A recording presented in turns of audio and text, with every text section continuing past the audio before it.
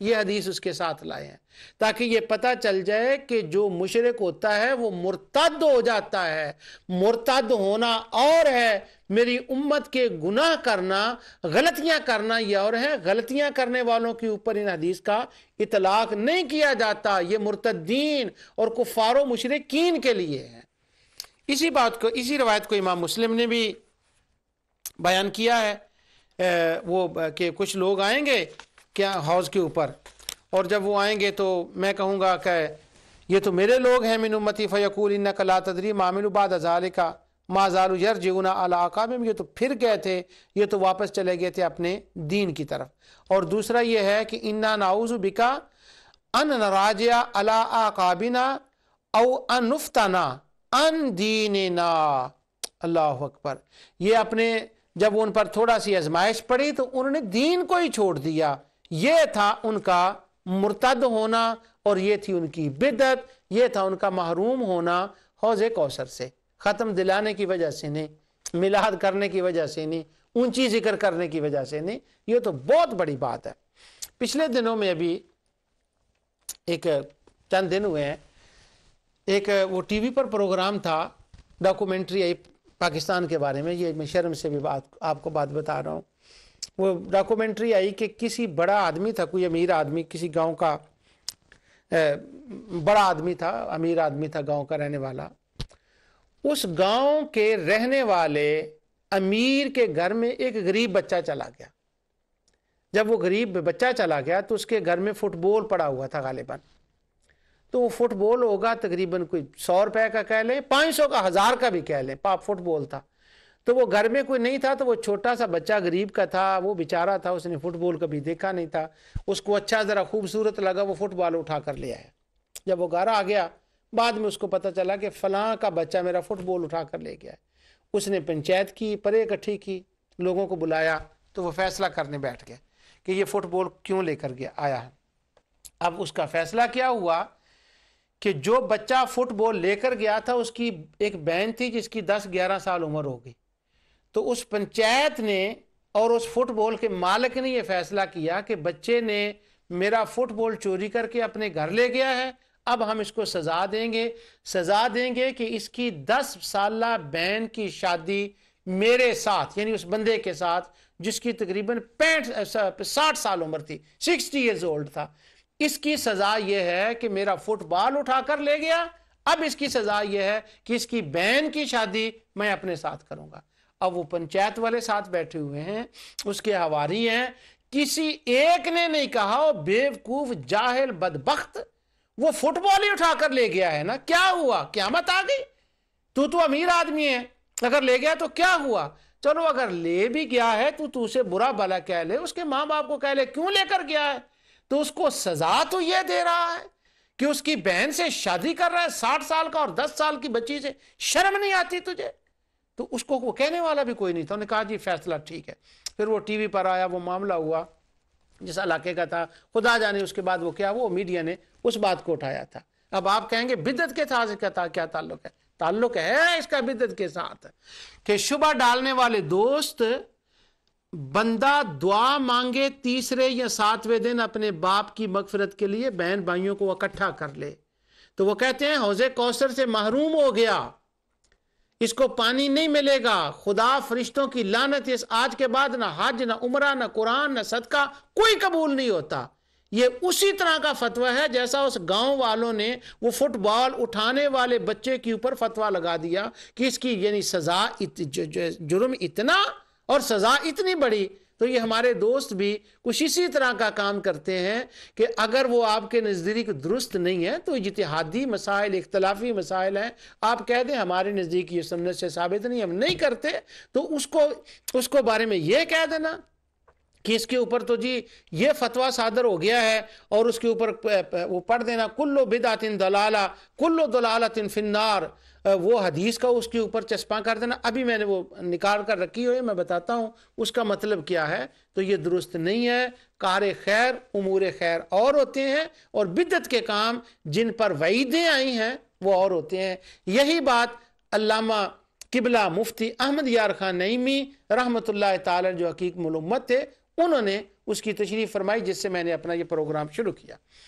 اب میں ایک اور طرف آپ کی توجہ دلانا چاہتا ہوں، وہ یہ آقا دو جہاں صلی اللہ علیہ وسلم، اللہ کے نبی، اللہ تعالیٰ نے ان کو علم عطا فرمایا اور علم غیب عطا فرمایا۔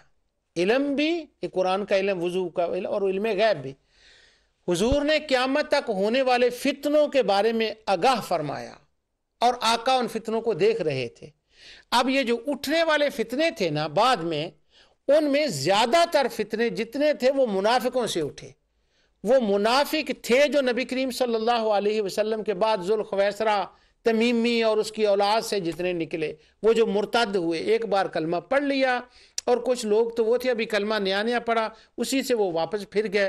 کچھ ان منافقین میں بھی تھے کہ انہوں نے حضور نبی کریم صلی اللہ علیہ وسلم کی زندگی میں، وہ تو تھے پہلے ہی کافر، لیکن مرتد ہونے کا مطلب یہ ہے کہ انہوں نے اب اعلانیہ اس کا اعلان کر دیا، کسی اور کے ساتھ چلے گئے۔ اور کچھ بیچارے وہ بدبخت وہ بھی ہوں گے بیچارے، میں اس لیے کہہ رہا ہوں کہ اتنا موقع ملا خیر القرون کے زمانے میں اور پھر وہ پلٹ گئے، اس لیے میں ان پر بیچارگی کا اظہار کر رہا ہوں۔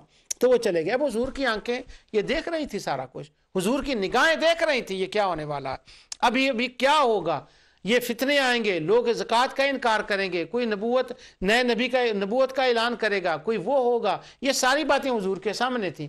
جب یہ سامنے تھیں تو ابھی وہ قریب ہی میں وہ واقعات ہونے والے تھے۔ تو اب جو امام مسلم نے خطبہ لکھا ہے، حضور نبی کریم صلی اللہ علیہ وسلم کیا ارشاد فرما رہے ہیں جمعے کے اندر، دیکھ رہے ہیں ہونے والا ہے، اور وہ ہوا جیسا کہ میں نے آپ کو پڑھ کر بتایا، وہ ہوا، مرتد ہوئے۔ حضور اپنی انگلی مبارک اٹھاتے ہیں اور کیا فرماتے ہیں؟ وَيَقُولُ أَمَّا بَعْدُ فَإِنَّ خَيْرَ الْحَدِيثِ كِتَابُ اللَّهِ وَخَيْرَ الْهَدْيِ هَدْيُ مُحَمَّدٍ صلی اللہ علیہ وسلم۔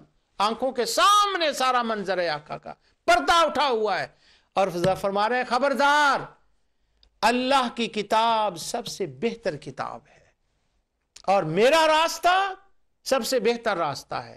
کیا معنی؟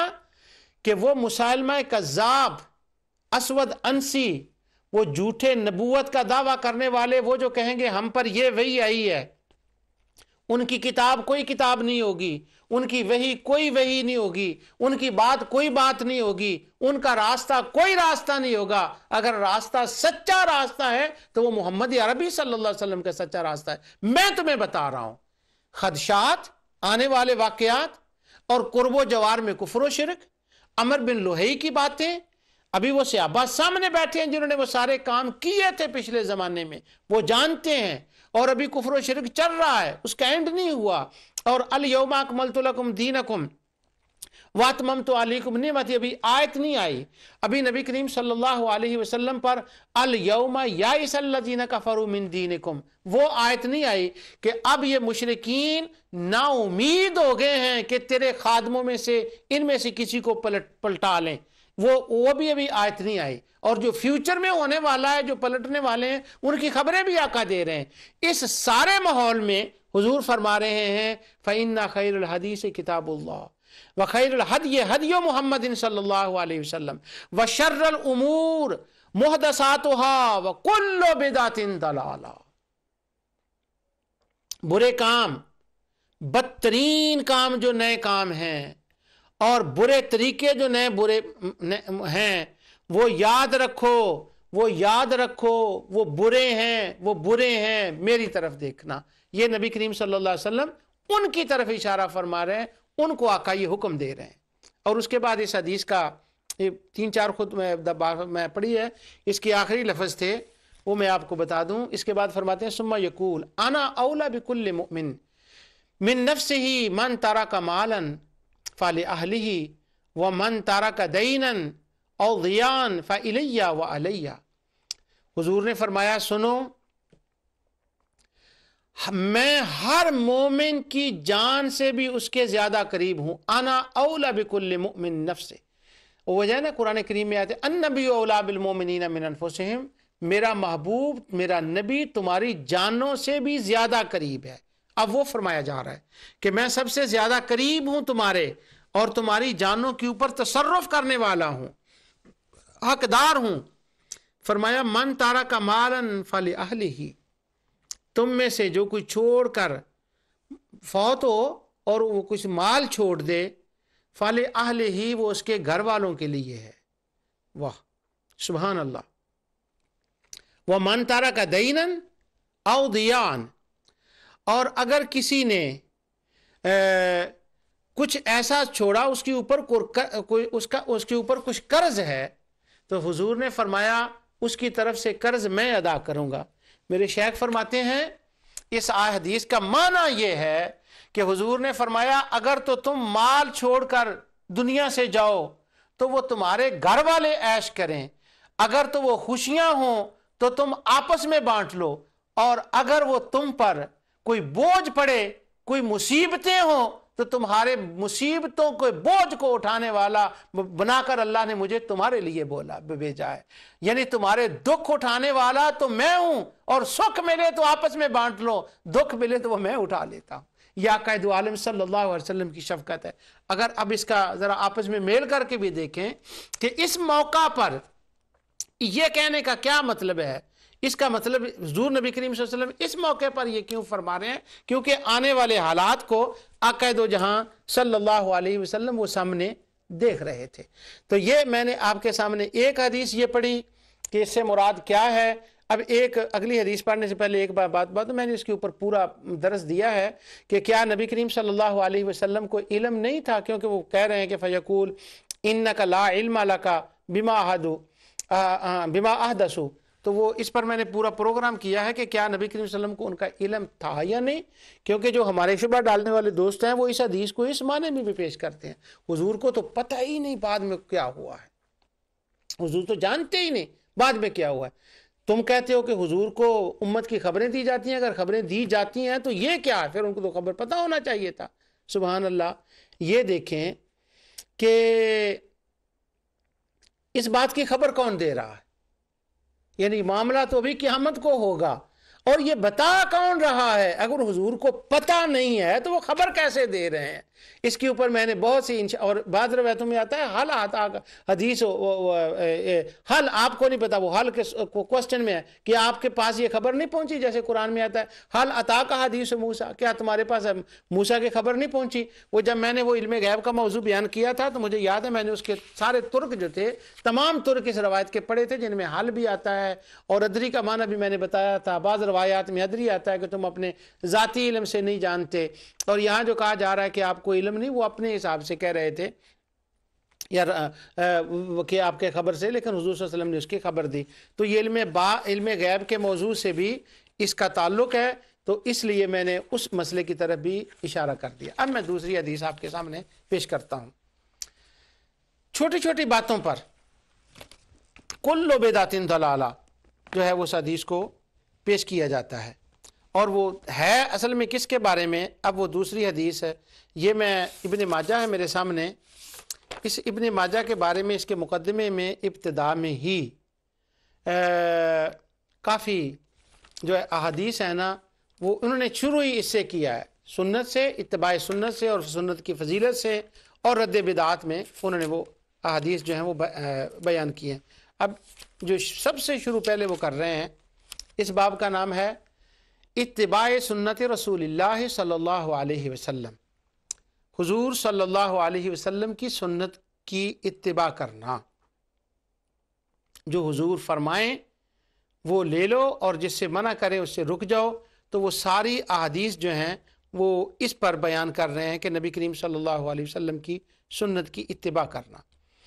اب وہ ذرا سٹائل دیکھیں ان کا، اور دیگر محدثین کا بھی. کتاب الاعتصام امام بخاری کا بھی ایگزیکٹلی یہی سٹائل ہے.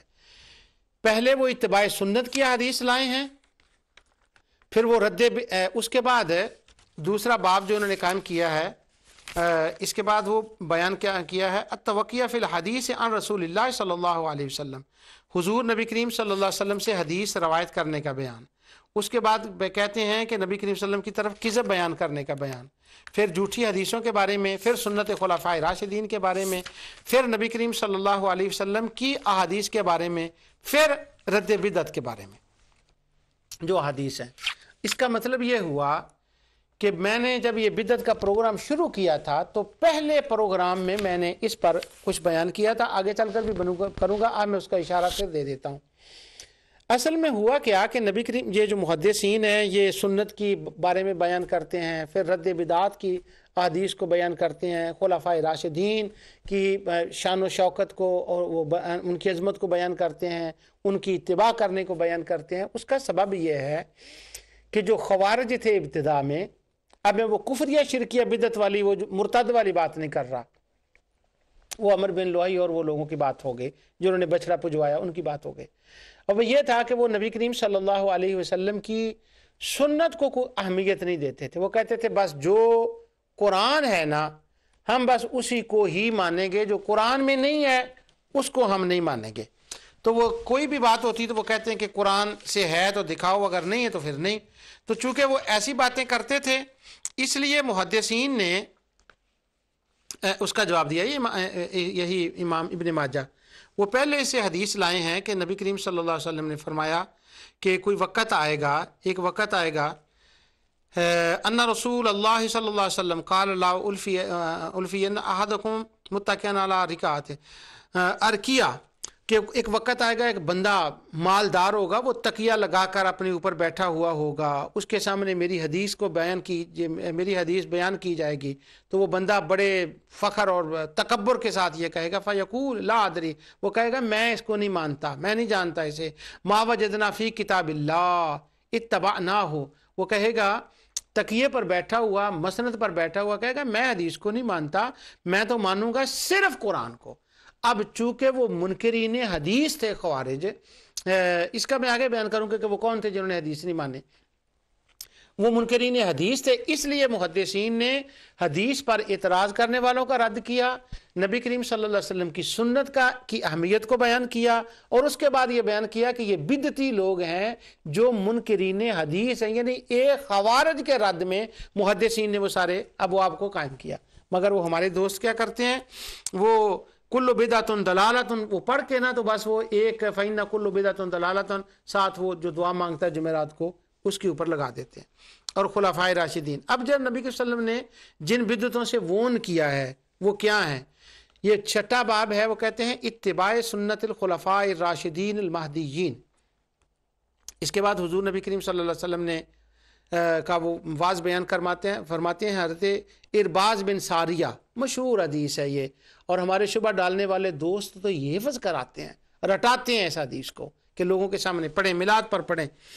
کہتے ہیں کہ نبی کریم صلی اللہ علیہ وسلم نے خطبہ دیا، یقوم قام فینا رسول اللہ صلی اللہ علیہ وسلم، تو ذات یومن فوعظنا، حضور نے واز کیا، موعظۃ بلیغہ، بڑا زبردست واز کیا، حضور کے تو ذات واز زبردست ہوتے تھے، وجلت منہ القلوب، بس وہ دل ہل گئے جب نبی کریم صلی اللہ علیہ وسلم نے واز کیا۔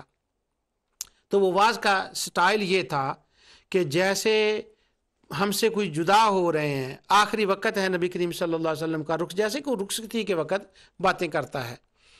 تو نبی کریم صلی اللہ علیہ وسلم کے جو واز تھا اس میں آپ نے فرمایا فقال علیکم بتقوی اللہ والسمع والطاعہ وَإِنْ عَبْدًا حَبَشِيًّا وَسَتَرَوْنَ مِنْ بَعْدِ اخْتِلَافًا۔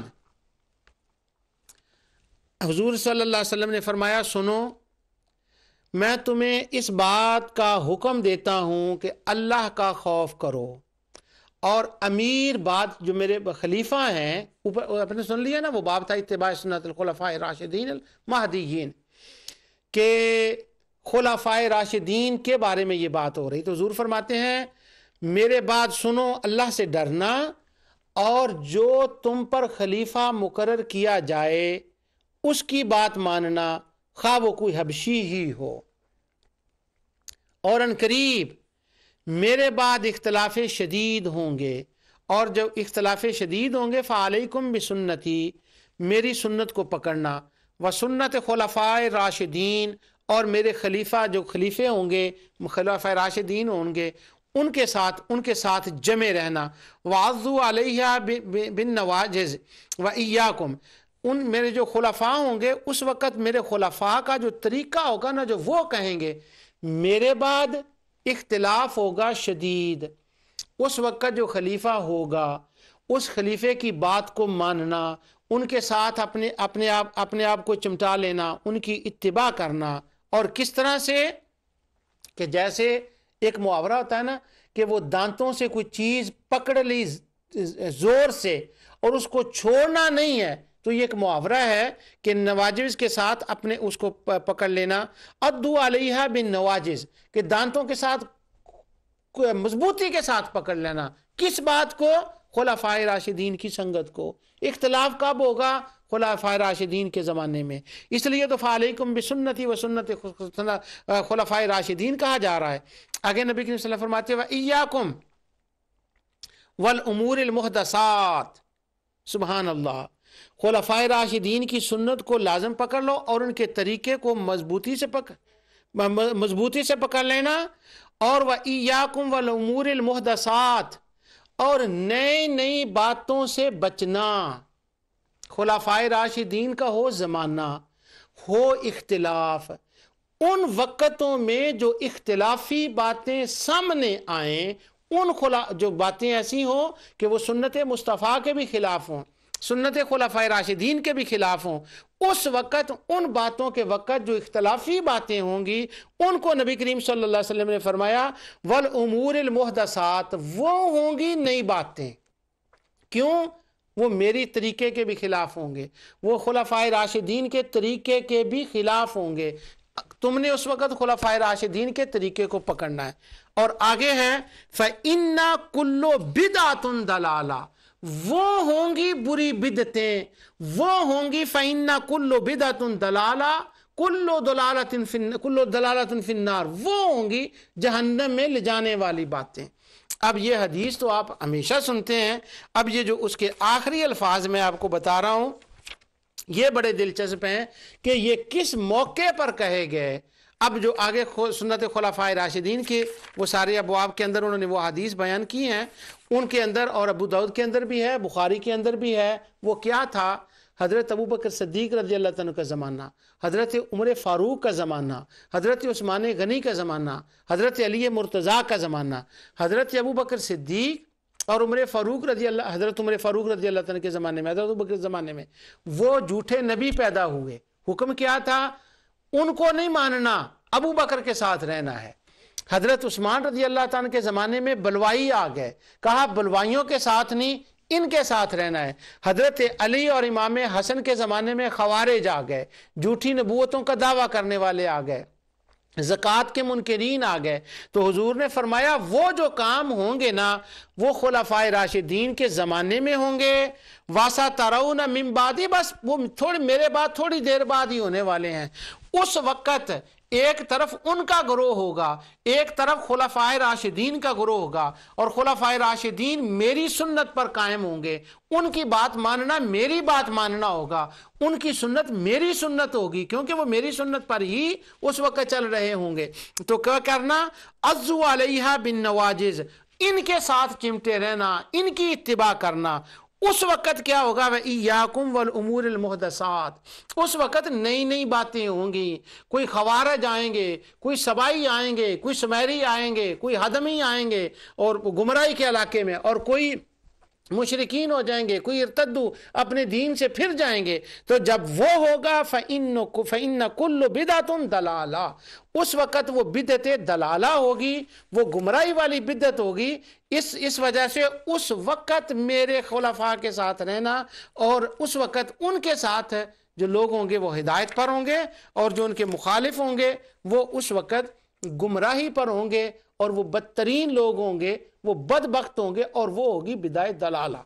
اب ہم تاریخ اسلام کو جب پڑھتے ہیں تو خلفائے راشدین کے زمانے میں وہ بدعت دلالہ، وہ بدعت سیئہ، وہ بدعت قبیحہ، وہ بدعت مذمومہ، وہ تمام بری بدعتیں جو اس زمانے میں ظاہر ہوئی ہیں، جو خلفائے راشدین کے خلاف تھیں، جو اسلام کے خلاف تھیں، جو سنت کے خلاف تھیں، حضور تو ان کو فرما رہے ہیں فَإِنَّ كُلُّ بِدْعَةٍ دلالتن کل دلالتن فی النار. حضور تو ان کی بات کر رہے ہیں. اور یہ ہمارے شبہ ڈالنے والے دوست کہہ رہے ہیں جمعرات کے دن جو ختم دلاتا ہے، جو میلاد کی مجلس میں چلا جاتا ہے، جو اجتماعی ذکر میں چلا جاتا ہے، یہ تو ان کے لیے ہے کہ نبی کریم صلی اللہ علیہ وسلم ان کو فرما رہے ہیں. بلکہ آگے جو اگلی حدیث ہے نا، سما تلاوت حاضل آیات بل ہم قوم خاصمون، اس میں تو رگڑا نکال دیا ہے خوارج کا امام ابن ماجہ نے، کہ وہ حضرت علی رضی اللہ تعالیٰ کے زمانے میں جو ان سے خروج کر کے نکل گئے، یہ تو ان کے بارے میں نبی کریم صلی اللہ علیہ وسلم فرما رہے ہیں۔ یعنی اب میں نے آپ کو یہ بات بتائی، ایک بدعت وہ تھی جو عقائد کے باب میں تھی، وہ اعتقاد کے باب میں تھی، جو کفر و شرک والی تھی، ایک وہ معاملہ تھا، اور ایک گمراہی والا معاملہ تھا، سنت مصطفیٰ صلی اللہ علیہ وسلم کی مخالفت میں معاملہ تھا، ایک مرتد ہونے کا معاملہ تھا۔ اب رد بدعات کی حدیث ہر طرح کی ہیں، بعض میں بہت سختی ہے، بعض میں کچھ کم سختی ہے۔ اب جب ان کا اطلاق کریں گے تو ان کا اطلاق ان کے حسب حال کریں گے کہ اس حدیث کا اطلاق کس مقام پر ہوتا ہے۔ حضور علیہ الصلوۃ والسلام نے اپنی احادیث کے اندر، اپنے ارشادات کے اندر ایک ایک چیز کی وضاحت فرما دی کہ ان حدیث کا اطلاق کن پر ہوتا ہے، پانی حوض کوثر کا کن کو نہیں ملے گا، کن کو واپس پھیر دیا جائے گا، کن کی تعظیم کرنا حرام ہے، اور وہ کون لوگ ہیں، ان کی تفصیل میں نے آپ کے سامنے اللہ تعالیٰ کی رحمت سے بیان کی۔ آگے انشاءاللہ اس کا اگلا حصہ اگلے پروگرام میں آئے گا۔ جو کچھ میں نے کہا اللہ تعالیٰ اپنے حبیب علیہ السلام کے صدقے سے قبول فرمائے۔ وما علیہ الا البلاغ۔